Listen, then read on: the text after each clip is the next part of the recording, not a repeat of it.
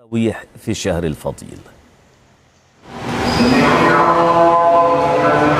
مسجد بيت الرحمن في إقليم آتشي بأقصى غربي إندونيسيا من بين المساجد التي تشهد إقامة صلاة التراويح، لكون آتشي من الأقاليم الخمسة الأقل عدد إصابات بفيروس كورونا في البلاد، وهذا ما دفع سلطاتها ومجلس علمائها إلى ترك الخيار للمصلين بين الصلاة في المساجد أو في المنازل مع مراقبة أي إصابات جديدة.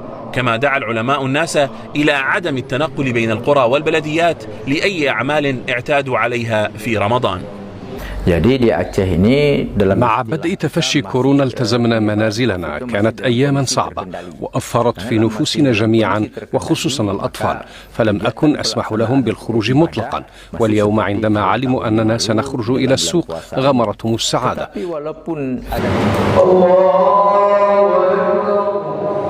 ولأن حالات الإصابة بالفيروس في آتشي هي لعائدين من خارجها وقد تم حصرها، فإن الفتوى بإقامة صلوات الجماعة قد تتغير في حال ظهور إصابات جديدة، وهو ما جعل توفيق كيلانا محافظا على صلاة الجماعة لأن منطقته ما زالت في مأمن حتى الآن.